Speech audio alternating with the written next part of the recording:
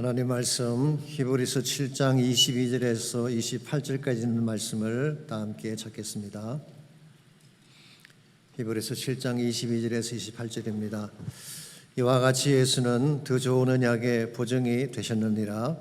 제사장 된 그들의 수요가 많은 것은 죽음으로 말미암아 항상 잊지 못함이로되 예수는 영원히 계심으로 그 제사장 직분도 갈리지 아니하느니라. 그러므로 자기를 힘입어 하나님께 나아가는 자들을 온전히 구원하실 수 있으니 이는 그가 항상 살아계셔서 그들을 위하여 간구하심이라. 이러한 대제사장은 우리에게 합당하니 거룩하고 악이 없고 더러움이 없고 죄인에게서 떠나 계시고 하늘보다 높이 되시니라. 그는 저 대제사장들이 먼저 자기 죄를 위하고 다음에 백성의 죄를 위하여 날마다 제사 드리는 것과 같이 할 필요가 없으니 이는 그가 단번에 자기를 들여 이루셨음이라. 28절 다 같이 읽습니다. 율법은 약점을 가진 사람들을 제사장으로 세웠거니와 율법 후에 하신 맹세의 말씀은 영원히 온전하게 되신 아들을 세우셨느니라. 아멘. 이솝의 우화 중에 수탉과 진주라고 하는 이야기가 있습니다. 며칠 먹지 못해 배가 무척 고팠던 수탉이 앞마당의 건초더미를 열심히 뒤지고 있었습니다. 그러다가 무엇인가 반짝거리는 물체 하나를 발견합니다. 입으로 꺼내보니까 아주 값진 진주였습니다. 이것을 본 수탉이 진주를 뱉어버리며 하는 말이, 아니 이렇게 열심히 뒤지는데 겨우 진주냐? 지금 내게 절실한 것은 한 톨의 보레알이지 이따위 진주가 아니란 말이냐? 라고 했다는 것입니다. 사실 진주가 훨씬 더 값지고 화려한 보배이죠. 그러나 며칠을 먹지 못해 굶주린 수탉에게 더 필요한 것은 배를 채워줄 먹이였던 것입니다. 이솝은 이야기에서 아무리 좋아 보이는 것이라도 자신의 리더를 채워줄 수 없는 것이라면 가치가 없다는 사실을 교훈하고자 한 것 같습니다. 그렇습니다. 누구에게나 자신이 꼭 필요로 하는 것이 있습니다. 그것이 무엇인 것, 자신의 가장 절실한 리더를 채워줄 수 있는 것, 그것이 있어야지 인생이 바르게 진행이 되는 것입니다. 예컨대 사막을 여행하는 사람에게 가장 절실한 것은 물일 것입니다. 일찍 부모를 여의고 혼자 고아로 자란 사람에게는 따뜻한 사랑이 필요한 것입니다. 질병에 걸려 신음하는 자에게는 자신의 병을 고쳐줄 훌륭한 의사가 필요합니다. 이런 사람에게 유명한 연예인이나 잘 나가는 정치가가 무슨 소용이 있겠습니까? 자신의 고통과 아픔을 고쳐줄 수 있는 치유자가 필요한 것입니다. 이와 같이 사람들마다 필요가 다르고 그것을 채워줄 대상이 다른데, 문제는 과연 우리에게 모든 주어진 문제를 충분하게 또 적절하게 채워줄 자가 누구냐는 것입니다. 솔직히 우리 주변에 사람들은 많습니다. 친구도 있고 가족도 있고 직장 동료들도 있죠. 그러나 내가 정말 어려운 위기나 문제를 당했을 때에 자신의 일처럼 그것을 풀어주고 나의 모든 갈증을 채워줄 사람은 많지가 않습니다.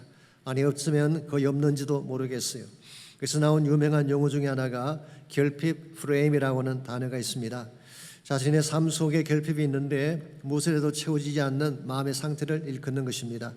돈이 없는 것이 아닙니다. 시간이나 능력이 없는 것도 아닙니다. 그런데 모든 것을 가진 듯한데 그럼에도 항상 무엇인가가 부족하게 느끼는 것, 이게 결핍 프레임이라는 것입니다. 왜 그럴까요? 인간의 깊은 곳에 있는 진짜 결핍, 이것은 우리의 소유나 능력으로 채워지지 않기 때문에 그런 것입니다. 비근한 예로 여러분 잘 아시는 일론 머스크 같은 사람 보십시오. 세계 최고의 부자 아닙니까? 테슬라, 스페이스 X, 스타링크 등으로 가장 유명하고 성공한 사람 아니겠습니까? 그럼에도 그가 2017년도에 롤링스톤즈라고 하는 잡지사와 인터뷰하는 중에 이런 말을 했습니다. 행복은 오래가지 않는다. 나는 종종 깊은 외로움을 느낀다. 성공을 해도 왜 공허한가라는 질문을 남겼다고 합니다. 분명히 많은 것을 가졌는데 채워지지 않는다는 고백을 한 것입니다. 그렇습니다. 아무리 많은 것을 가져도 인간 심년 깊은 곳에 있는 진짜 결핍, 이것이 채워지지 아니하면 항상 공허하고 부족하게 되는 것입니다. 그렇다면 우리 마음속에 채워지지 않는 진짜 결핍은 어떤 것일까요? 파스칼은 빵세에서 인간 심년 곳에 있는 진짜 문제를 다음과 같이 표현을 했습니다. 이 무력함과 갈망이 무엇을 말해주는가? 인간 안에는 한때 참된 행복이 있었으나 지금은 그 빈 흔적과 자취만 남아있다. 그것을 채우기 위해 모든 것을 찾지만 아무것도 그를 도울 수 없다. 왜냐하면 이 무한한 심년은 오직 무한하고 불변하는 존재, 곧 하나님 자신으로만 채워줄 수 있기 때문이다. 여기서 파스칼은 무한한 10년이라는 단어를 썼죠. 영어로 infinite abyss라고 합니다. 프랑스 말로는 스그프로 앙피니라고 한다고 하는데요. 이 단어를 20세기 복음주의 설교자들은 God-shaped vacuum이라고 번역을 했습니다. 우리 인간 안에 하나님 사이적 공간이 있는데 이것은 하나님만이 채울 수 있다는 것입니다. 즉 하나님 만나기 전까지는 무엇으로도 채워지지 아니하지만 하나님만 만나면 모든 것이 채워진다는 뜻입니다. 저는 그 좋은 예가 다윗이라고 생각을 합니다. 시편 23편 1절에서 다시 이런 고백을 했죠. 여호와는 나의 목자시니 내게 부족함이 없으리로다. I shall not want. 킹 제임스 버전입니다. NLT는 이렇게 번역을 했어요. I have all that I need. 내가 필요한 모든 것을 가졌다. 그렇게 번역을 했습니다. 사실 다윗의 인생은 결핍으로 시작된 인생이었습니다. 그는 베들레헴 작은 고을에서 태어났습니다. 어릴 때 집안에서 별로 인정받지 못했습니다. 사무엘이 집을 방문했을 때에 다윗은 그 자리에 부르지조차 않았습니다. 가정적인 결핍이라고 할 수 있을 것입니다. 그에게는 사회적인 결핍도 있었습니다. 돌에서 양을 치는 목자였습니다. 낮은 신분을 가지고 누추한 옷차림으로 살았습니다. 그가 청년이 된 후에 사울에 쫓겨날 때는 어땠나요? 집이 없었습니다. No house. 유다 광야의 동굴 속을 전전하며 살았죠. 안전하지 못했습니다. No security. 그리고 먹을 것이 없었습니다. No food. 그리고 미래도 보장되지 않았습니다. No future. 왕이 되라고 기름 부음 받긴 했지만 그는 도망자 신세였습니다. 그런데 다윗이 무엇을 가졌다고 부족함이 없다고 고백했을까요? 한마디로 말씀드리면 하나님 때문입니다. 결핍이 없기 때문이 아니라 하나님이 계셨기 때문이죠. 이런 의미에서 참된 체험의 비결이라고 하는 것은 많은 것을 갖는 데 있는 것이 아니라 하나님을 만나는 것입니다. 하나님의 임재를 경험하게 되면 모든 것이 채워지는 것입니다. 특별히 하나님이셨지만 이 땅에 육신을 입고 오신 예수 그리스도를 만나게 되면 우리의 모든 필요가 체험받고 충만하게 되는 것입니다. 여러분 인생 가운데도 부족한 것이 많을 것입니다. 채워지지 않는 필요들을 가지고 계실 것입니다. 그러나 예수님 만나게 되면 그 필요가 충분히 채워질 수가 있고 우리 삶의 진정한 만족이 주어지게 되는 것입니다. 오늘 같이 읽은 본문에 보시면은 우리의 모든 필요를 아시고 채우실 예수님의 제사장직에 대한 말씀이 기록이 되어 있습니다. 지난번 예배소서를 다룰 때 잠깐 말씀드린 적이 있습니다만은 예수님은 세 가지 직분을 가지고 계셨죠. 첫 번째가 선지자직입니다. He was a prophet. 그분은 선지자였어요. 예수님이 공생의 3년 동안 하신 사역이 선지자적 사역이었죠. 가르치고 말씀을 선포하셨습니다. 그도 유대인들의 폐부를 찌르는 말씀을 선포하셨어요. 그들의 죄악을 드러내고 이스라엘의 미래와 장차 임할 하나님 나라에 대한 메시지를 선포하셨죠. 이게 선지자적 삶이었습니다. 두 번째는 왕의 직분이죠. 물론 지상에 계실 때도 왕이 있었습니다마는 그때는 많은 사람들이 알아보지 못했습니다. 그러나 다시 오실 때는 누구도 부인하지 못할 왕 중의 왕이 되어 재림하실 것입니다. 그때는 모든 자들이 그 이름 앞에 무릎을 꿇고 그분을 영원한 주여 왕으로 경배하게 될 것입니다. 그리고 세 번째가 제사장직입니다. He was and he is a priest. 그는 제사장이었고 지금도 제사장이십니다. 그것도 대제사장직을 가지신 분입니다.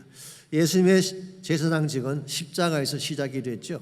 그분은 제사장이면서 자신을 화목제물로 하나님께 올려드렸습니다. 그 결과 하나님과 우리 사이에 다리가 놓아지게 되고 우리가 평화를 누리고 생명을 누리게 된 것입니다. 그리고 나서 성천하셨어요. 성천하신 후에는 무엇을 하고 계실까요? 하늘 보좌 우편에서 우리를 위해 중보 기도하고 계십니다.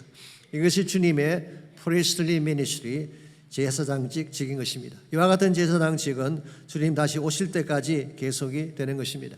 오늘 본문의 말씀은 바로 이 예수님의 제사장직에 대한 말씀입니다.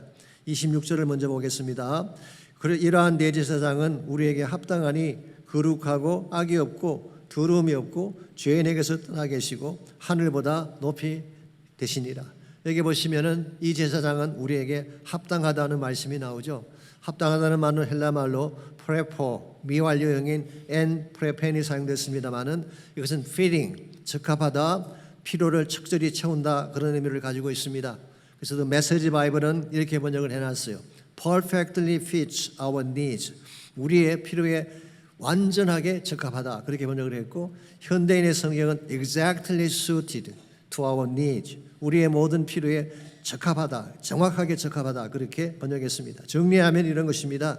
예수 그리스도는 우리의 모든 필요를 완전하게, perfectly, 정확하게, exactly 채우시는 분이라고 하는 것입니다. 자, 예수님이 이와 같은 일을 하실 수 있는 근거가 뭘까요? 26절을 계속 보시게 되면 첫 번째로 그의 완전함 때문입니다. 거룩하고 악이 없고 더러움이 없는 분이라고 했어요. 그분은 holy, blameless and pure, 아무 흠을 가지지 아니한 완전한 분이셨습니다. 두 번째로 그분은 죄인에게서 떠나 계신다고 했죠. Set apart from the sinners. 그분은 죄인과 구별되신 분일 뿐만 아니라 아예 죄가 없으신 분이셨습니다. 세 번째로 하늘보다 높으신 분이라고 했는데 이것은 예수님의 divinity, 신성을 말하는 것입니다. 하나님 자신이셨습니다. 이와 같이 완벽하시고 죄가 없으시고 하나님 자신이신 그분이 지금부터 2000년 전에 육신을 입고 이 땅에 오셨습니다. 그리고 우리와 똑같은 삶의 여정을 걸어가셨어요. 그렇기 때문에 그분은 우리의 모든 것을 아시는 것입니다. 우리 연약함도 아시고 배고픔도 아시고 아픔도 아시는 것입니다. 매비 나그네 길 이민자의 삶도 그분은 아실 것입니다. 본인도 척박한 이 땅을 걸어보셨기 때문이죠. 그래서 히브리서 4장 15절은 우리 제사장 되시는 그분은 우리 연약함을 동정하지 못하실 분이 아니라고 했어요. 영어 성경 보시면은 to sympathize with our weakness, 우리의 모든 연약함을 sympathize 하신다, 이해하고 공감해 주신다, 그런 뜻인 것입니다. 이런 분이 우리의 대제사장 되시기 때문에 어떤 아픔을 당해도 그분은 아픔을 만지실 수가 있습니다. 어떤 고통을 당해도 치유하고 회복시킬 수가 있는 것입니다. 그러므로 우리 삶에 진정한 체험이 주어지려면 대제사장 되신 예수님 만나야 되는 것입니다. 오래전에 휴스턴 제일 침례교를 담임하셨던 존 비세그노라는 유명한 미국 목사님이 계십니다. 한 번은 이분이 이런 간증을 하셨어요. 아마 그분 교회에 와서 그 중국인 형제가 와서 한 간증을 소개한 것입니다만은 그 형제는 다양한 종교적인 배경을 가졌던 형제인 것 같습니다. 이런 내용입니다. 나는 인생 여정을 걷다가 죄의 깊은 수렁에 빠지게 됐습니다. 그때 마호메트가 제게 와서 말했습니다. 너는 실제로 수렁에 있는 게 아니야. 다만 너가 빠졌다고 생각할 뿐이야 라고 이야기했어요. 그 다음에 부처가 와서 말을 했습니다.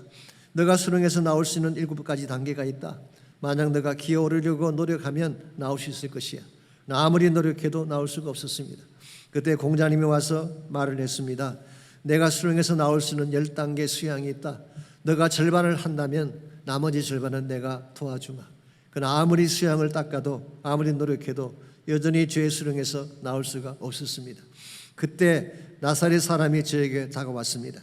그러나 내 행편을 보신 후에 아무런 충고도 하지 않은 채 왕의 옷을 벗어버리시고 내가 있는 수렁 속으로 오물과 진 헉투성이 속으로 내려오셔서 나를 건져내셨습니다. 그리고 나의 아픔을 자신의 아픔으로 느끼며 함께 울어주셨습니다. 이 나사렛 사람이 바로 성육신하신 예수 그리스도였습니다. 여러분, 이것은 다른 종교에 대한 비판을 하려는 것이 아닙니다. 기독교 신앙의 근본 어프로치를 소개한 것입니다. 하나님은 멀리 서서 우리를 바라보시며 사랑한다고 말씀만 하시는 분이 아닙니다. 실제로 육신을 입고 이 땅에 오셔서 천한 몸을 입고 이 땅에 오셔서 우리와 똑같이 죄악의 수렁 속에 빠진 우리를 건져내신 분이 예수 그리스도십니다. 그래서 사도 요한은 말씀이 육신이 되어 우리 가운데 거하신다는 말씀을 했죠. 문자적인 의미는 우리 가운데 오셔서 텐트를 치신다, 거처를 같이 한다, 그런 의미를 가지고 있는 것입니다. 예수님 멀리 계신 하나님이 아니라 우리 가까이 와서 나와 함께 거처를 하시면서 내 모든 문제를 다루시는 예수님. 여러분, 이 예수님 만나야지 여러분과 제 필요가 채워지게 되는 것입니다. 아무리 우리가 다른 것을 소유해도 예수님 만날 때까지 우리 인생의 진정한 필요는 체험받을 수가 없습니다. 그러나 예수님 만나면 그분을 통해 참된 해답을 얻게 되고 모든 결핍을 체험받게 되는 것입니다. 여러분과 제가 예수님 만난 후에 우리 대제사장 되신 그분에게 나아가게 되면 예수님은 어떤 필요를 채워주실까요? 오늘 본문에 보시면은 대제사장 되신 예수님은 3가지 차원에서 우리의 필요를 채우신다고 말씀하고 있습니다. 첫 번째로 우리 가진 과거적 필요를 채워주십니다. 우리 가진 과거적 필요, 이것은 쉽게 표현하면은 죄에 대한 필요를 채우신다는 뜻입니다. 27절 말씀을 보시면은 이것과 관련해서 예수님이 이미 이루신 중요한 사건 하나를 소개하고 있습니다. 그는 저 대제사장들이 먼저 자기 죄를 위하고 다음의 백성의 죄를 위하여 날마다 제사 드린 것과 같이 할 필요가 없으니 이는 그가 단번에 자기를 들여 이루셨습니다 라고 했어요. 여기 나오는 저 대제사장들은 구약 시대의 인간 대제사장을 말하는 것입니다. 아시겠지만 대제사장직은 대단히 높고 영광된 직입니다. 이스라엘의 모든 제사를 총괄하는 수장 아니겠습니까? 레위기서 16장에 보게 되면 이 대제사장이 1년에 딱 한 번 대속죄일, The Day of Atonement라고 합니다. 1년에 한 번 휘장을 넘어서 지성소안으로 들어가는 일을 하게 됩니다. 온 이스라엘의 죄를 속하는 속죄의 피를 속죄소에 뿌리기 위해 지성소로 들어가는 것입니다. 그때에 자신의 죄를 씻는 속죄의 피를 먼저 뿌려야 됩니다. 왜 그럴까요? 자신도 죄인이기 때문인 것입니다. 만일의 경우에 대제사장이 그냥 지성소로 들어가면 어떻게 될까요? 적사하게 되는 것입니다. 그래서 아시겠지만 제사장의 옷에는 허리에 줄이 달려 있고 방울이 달려 있습니다. 방울 소리가 나면 살아있는 거예요. 방울 소리가 멈추면 돌아가신 것입니다. 그때 끄집어내기 위해 줄을 매달아 놓는 것입니다. 그만큼 지성소는 함부로 들어갈 수 없는 곳. 그래서 대제사장일지라도 자기 속죄의 피를 먼저 해야 되는 것입니다. 이런 면에서 인간 대제사장에는 한계가 있습니다. 뿐만 아니라 그가 드리는 속죄의 제사도 한 번으로 끝나지 않습니다. 매년 드려야 되는 거예요. 매년 드려도 사실은 죄가 다 처리되지 않습니다. 왜냐하니까 그들이 드리는 제사는 완전한 속죄가 아니기 때문입니다. 그런데 우리의 대제사장 되신 예수님은 다릅니다. 오늘 본문에 의하면은 단번에 자신을 드림으로 영원한 속죄의 제사를 드렸다. 그래서 오늘 본문은 once for all sacrifice, 한 번 드림으로 영원하게 드린 제사. 이게 어떤 사건을 말할까요? 십자가 사건을 말하는 것입니다. 십자가는 하나님의 아들이신 그분이 자신을 화목제물로 온전하게 하나님께 올려드림으로 인간의 모든 죄를 한꺼번에 담당하신 사건을 말하는 것입니다.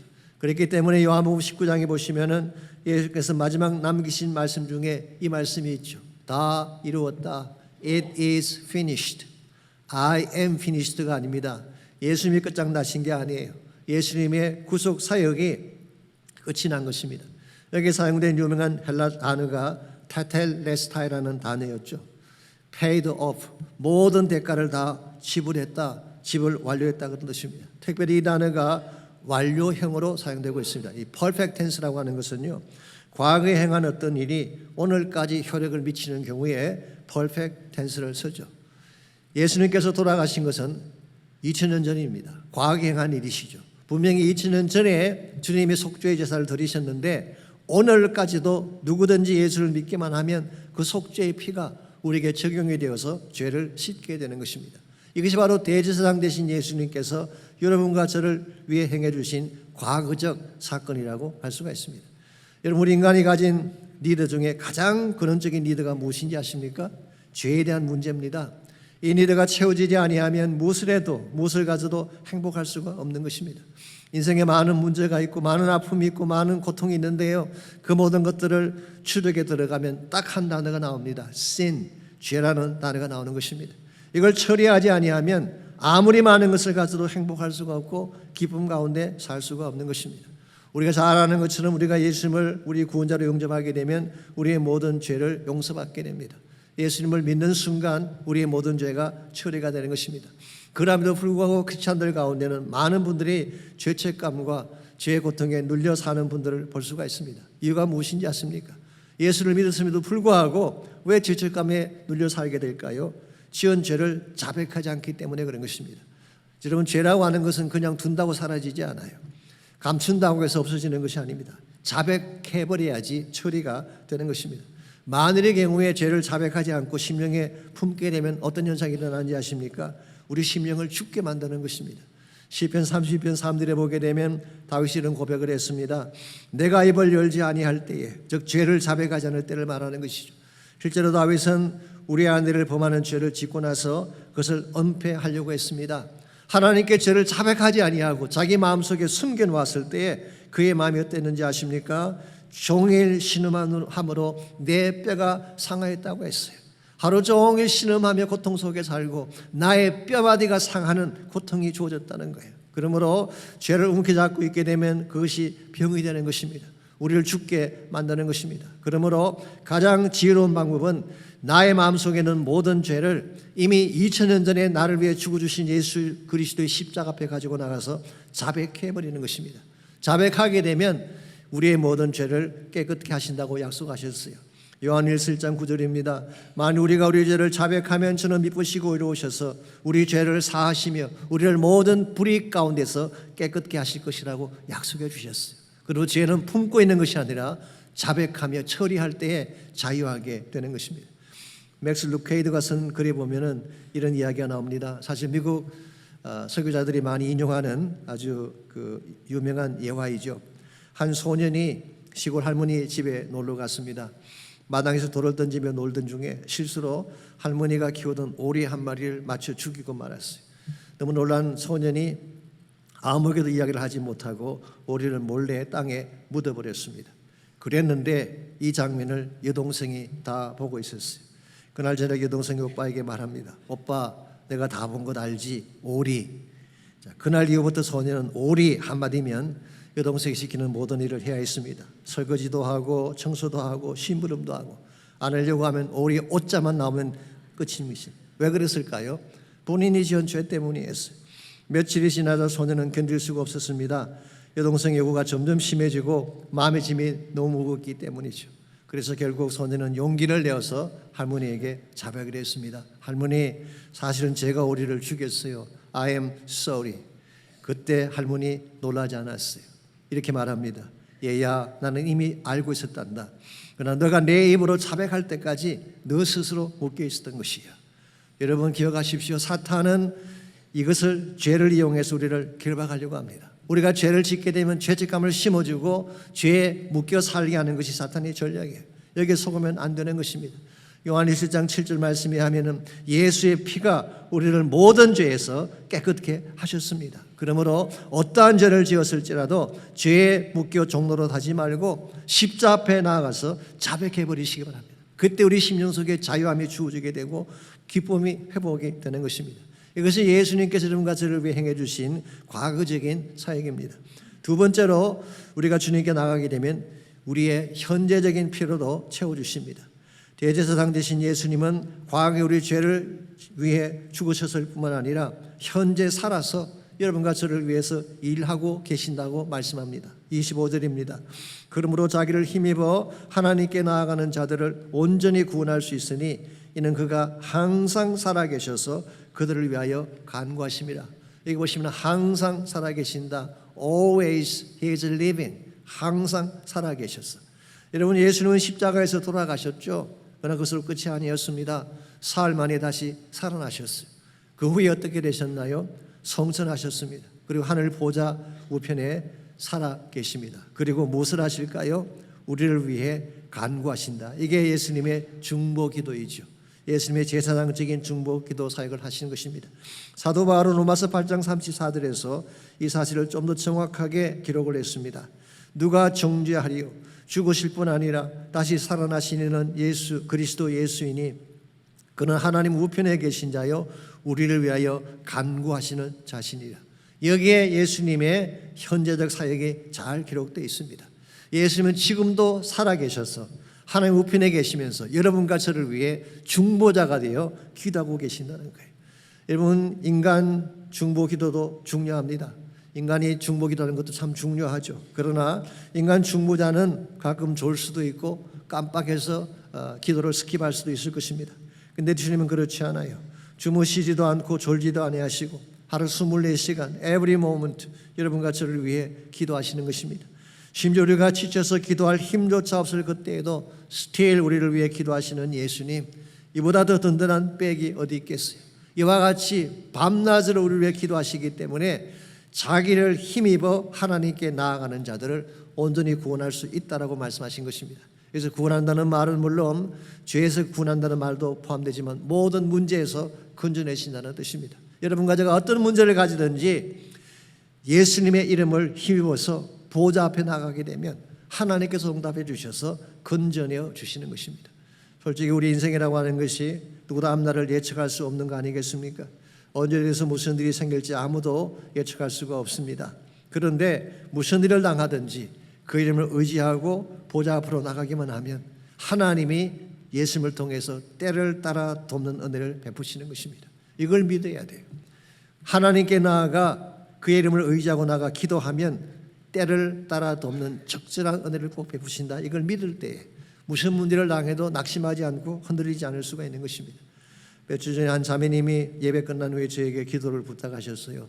사실 그 자매님은 오랜 시간 암으로 투병해 왔던 자매입니다. 사실 얼마 전에 그 집에 신방을 간 적이 있는데요. 정말 그렇게 밝을 수가 없어요. 환자 같지가 않았어요. 웃으시고 기쁨 가운데 자기 이야기를 하시는데 말이죠. 비결이 뭔가 아직 살펴봤더니 무슨 일이 생겨도 하나님을 신뢰하는 믿음이 있었어요. 믿음이 있으면 어떤 상황이라도 당황하지 않습니다. 믿는 구석이 있으니까.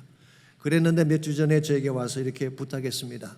오늘 닥터를 만나러 가는데 검사 결과 암이 완전히 클리어되도록 기도해 주십시오라는 것입니다. 그때 제가 암이 다 사라진 줄 믿습니다 라고 기도해버리고 말았어요. 저도 믿는 구석이 있었어. 어떻게 됐는지 아십니까? 우리 지난주 일부러 저에게 오셔가지고 정말 의사에게 가서 점검했는데요, 암이 깨끗하게 없어졌대. 하나도 없대요. 물론 그동안 교회에서 많은 분들이 기도한 탓이기도 합니다만은 저는 분명히 압니다. 그 이름을 힘입어 죽기로 나아가면 반드시 하나님이 응답하신다는 사실이죠. 이게 대제사장 되신 예수님이 현재 여러분과 저를 위해 행하시는 사역입니다. 지금도 살아계시기 때문에 항상 나를 위해 중보하시기 때문에 무슨 문제를 가지고 나아가도 적절한 은혜의 답을 허락해 주시고 우리를 건져내어 주시는 것입니다. 이와 같이 주님이 우리의 대제사장이 되시게 되면 우리의 과거적 필요, 죄사함의 문제가 깨끗하게 해결이 됩니다.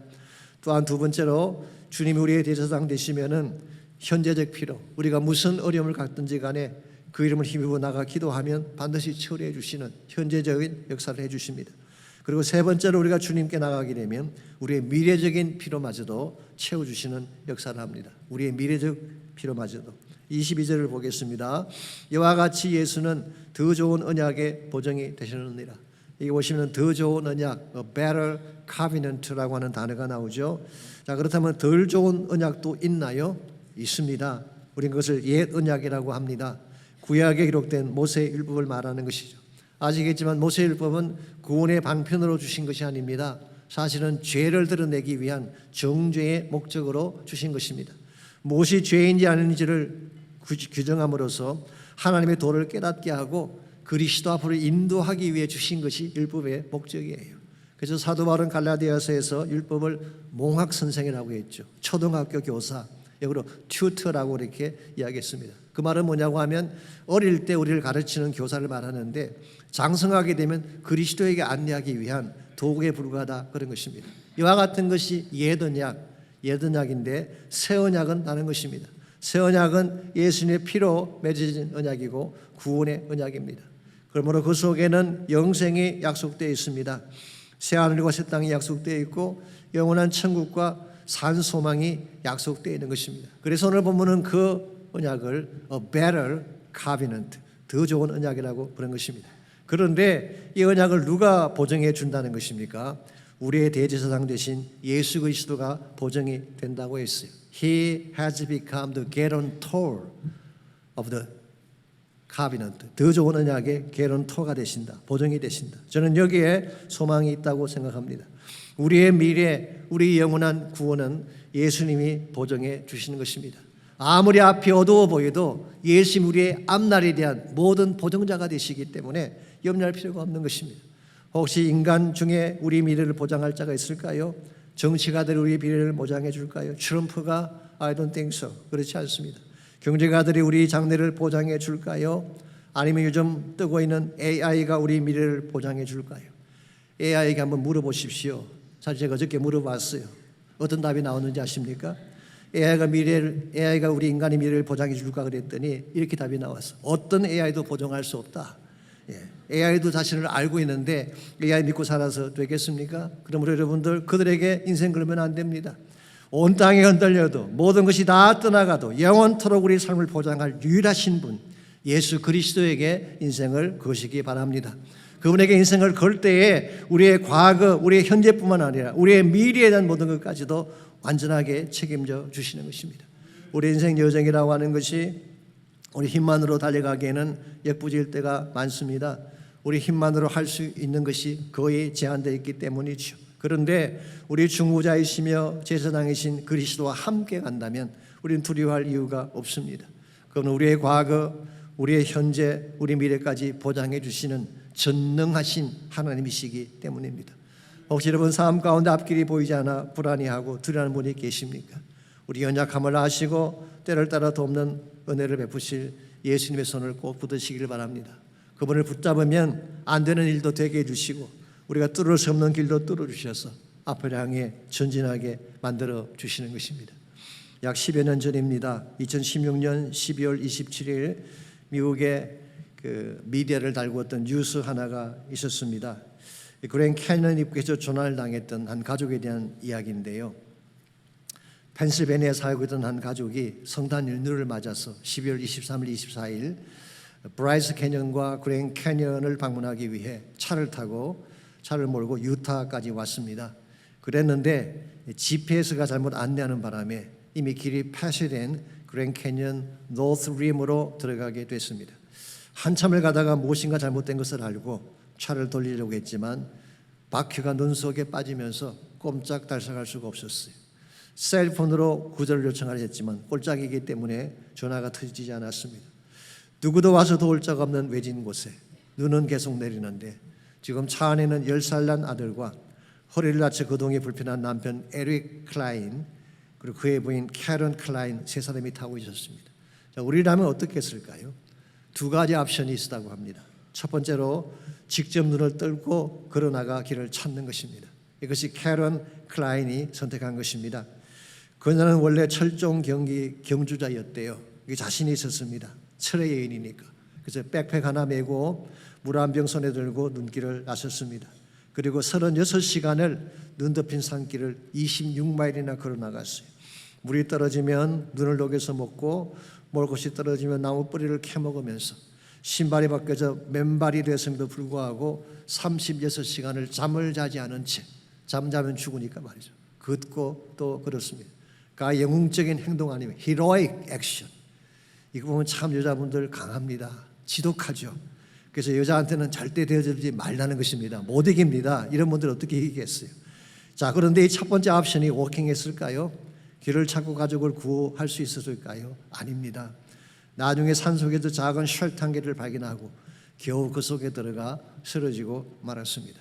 그런데 두 번째 옵션은 남편이 택한 옵션입니다. 처음에 무작정 기다렸지만 아무 소식이 없자 자신도 무언가를 해야 되겠다고 생각을 했어요. 그런데 몸이 불편하니까 멀리 갈 수는 없습니다. 그러나 꼴짝에서 조금 더 높은 곳으로 올라가는 것은 가능했어요. 그래서 he went up to a higher place. 조금 높은 곳으로 올라갔더니 거기서 셀폰이 터진 것입니다. 그 결과 구조대가 달려왔고 eventually 자기 부인마저 구조를 받게 했습니다. 자, 여러분 생각에 어느 것이 더 지혜로운 방식일까요? 자신의 능력과 힘을 믿고 혼자 눈 덮인 산길로 뛰어드는 것일까요? 아니면 더 높은 곳으로 올라가서 도움의 전화를 거는 것일까요? 당연히 스마트폰으로 구조대와 커넥되는 것이 훨씬 더 스마트한 방법일 줄 믿습니다. 우리가 인생을 살아가는 방식도 마찬가지예요. 어떤 분은 자신의 힘으로 자신의 노력과 기술로 삶을 개척하고 문제를 풀려고 합니다. 그 반면에 어떤 이들은 자신의 무능력함과 한계를 인정하고 하나님께 도움을 요청하는 사람들이 있습니다. 이와 같은 것을 우리는 기도라고 부르는 것입니다. 연약한 무릎을 꿇고 higher place로 올라가서 하나님과 컨택되어져서 그분의 도움과 능력을 요청하는 것을 기도라고 하는 것입니다. 하나님과 연결되어지면 하나님의 파워가 우리 삶을 움직이기 시작합니다. 나의 힘으로 개척하려고 하면 내 힘이 끝나는 순간 우리 인생도 끝나게 되는 것입니다. 그러므로 진정한 차원의 문제 해결 방법은 하나님께 나아가는 것입니다. 아신다는 오늘부터 중무기도 축제가 시작이 됩니다. 우리가 중축을 해야 될 이유가 여기 있습니다. 이 땅 우리 힘만으로 풀 수 없는 많은 문제들, 많은 위기들이 있습니다. 하이어 플레이스로 올라가서 하나님과 커넥되기 위한 사건이 중무기도 축제 시간입니다. 우리가 기도하는 순간 하늘의 능력이 우리와 커넥되는 것입니다. 특별히 모든 성도가 함께 모여 부르짖게 될 때에 이 기도의 함성이 불가능의 벽을 깨뜨리는 것입니다. 하늘이 열리고 단비가 쏟아지고 기적 같은 능력들이 이 땅 가운데 임하게 되는 것입니다. 그러므로 여러분들 꼭 오시기 바랍니다. 1시 반 이곳 이 자리입니다. 꼭 오시기 바랍니다. 그리고 하나님 만나시기 바랍니다. 하나님을 만나게만 하면 모든 것이 다 끝나기 때문에, 그러므로 모든 것이 끝났다고 말하는 사람들의 말을 듣지 마십시오. 하나님은 아직 우리에게서 시선을 떼지 않았습니다. 세상에서 답을 찾지 마십시오. 사람들을 의지하지 마십시오. 오히려 기도를 쉬지 말고 찬양을 멈추지 말고 하나님께 나가십시오. 하나님만 만나면 모든 것이 끝나기 때문입니다. 이 시간 함께 기도하기를 원하는데요, 혹시 여러분 가운데 아직도 우리의 대제사장 되신 예수님 만나지 못한 분이 있다면 이분을 꼭 만나시기를 바랍니다. 이분을 만나야지 우리 모든 죄가 처리될 수가 있습니다. 이분을 만나면 우리가 겪고 있는 현재적인 문제를 해결할 수가 있습니다. 이분을 만나야만 우리의 미래, 우리 영원한 미래가 보장되어지고 하나님의 은혜 가운데서 최상의 삶을 살아갈 수가 있습니다. 그러므로 이 시간 기도할 때에 예수님의 이름을 붙잡고 주의 보좌 앞으로 나가는 기도하시기 바랍니다. 그의 이름을 힘입어 주께로 나가는 자들마다 반드시 건짐을 받고 구원한다고 약속하셨기 때문에 그 이름을 붙잡고 이 시간 나가셔서 기도하시기 바랍니다. 보좌를 붙잡고 기도하시기 바랍니다. 특별히 오늘 오후에 있게 될 중축을 위해 기도해 주십시오. 성령이 임하게 하십시오. 오순절 역사가 다시 재현되게 하십시오. 우리의 말랐던 심령의 담비가 쏟아지게 하시고 하나님의 기적과 축복이 일어나게 달라고 온 교회가 깨어서 함께 부르짖으며 기도하는 역사가 일어날 수 있도록 우리 다 같이 한 목소리로 기도하겠습니다. 하나님 감사합니다. 우리를 사랑해 주셔서 우리의 제사장 되신 예수님이 땅에 보내주시고 그분의 이름을 힘입어 주께로 나가는 자들마다 하나님의 해답을 얻게 하시고 능력을 받게 하시고 고침을 받게 하시는 것을 감사합니다. 우리는 무능력합니다. 우리에게는 힘이 없습니다. 그러나 우리와 함께 하시는 주님은 전능하신 하나님이신 줄 믿사오니 이 시간 우리 모두가 주님을 붙잡게 하시고 주의 권능을 붙잡게 도와주셔서 하나님의 능력으로 다시 살아나며 다시 일어나며 다시 회복되어지는 저희 모두가 될 수 있도록 은혜를 베풀어 주시옵소서. 올고 있게 될 중층을 축복해 주시고 기름 부어 주시고 능력을 베풀어 주셔서 온 교회가 성령 안에서 뜨겁게 함께 기도할 수 있도록 은혜를 베풀어 주시옵소서. 모든 것이 끝났다고 말하는 사람들의 말을 듣지 말아라. 하나님은 아직도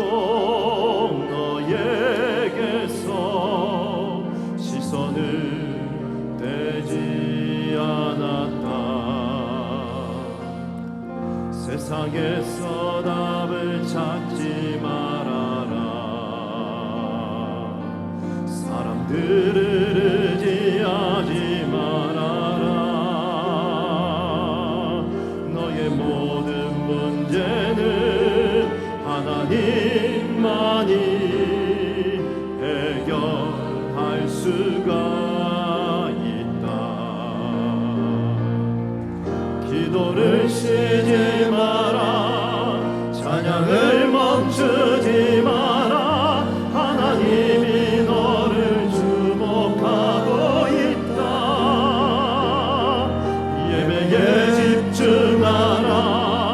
말씀을 붙잡아라. 하나님을 만나면 끝난 것이다.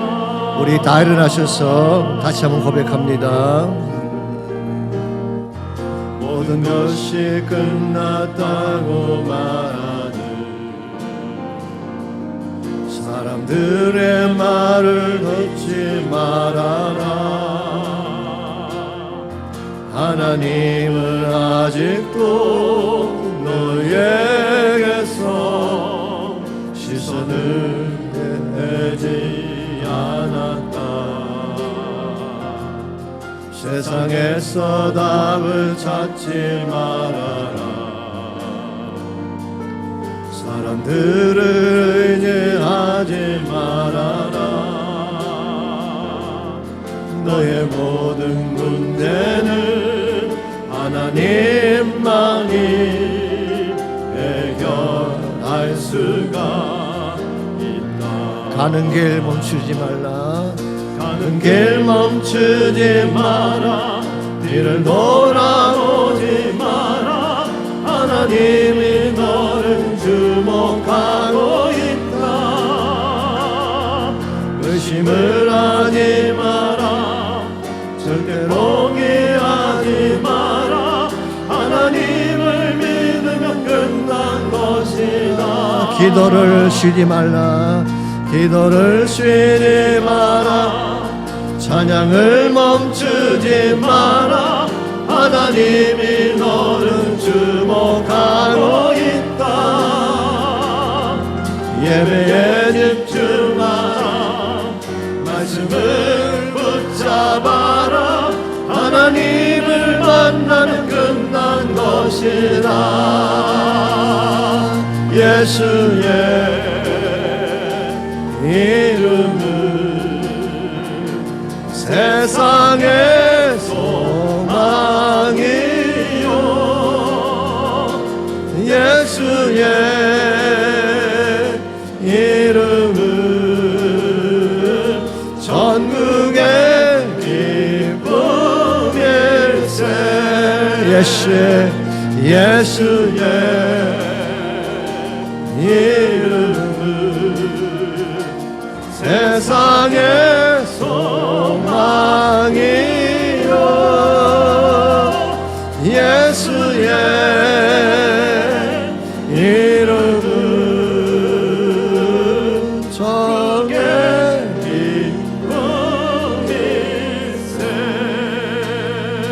기쁨일세. 하나님 감사합니다. 예수 이름을 우리에게 주셔서 이름의 권세를 가지고 기도하면 응답이 주어지게 하시고 기적이 일어나게 하시고 앞길을 열려지게 하시는 것을 감사합니다.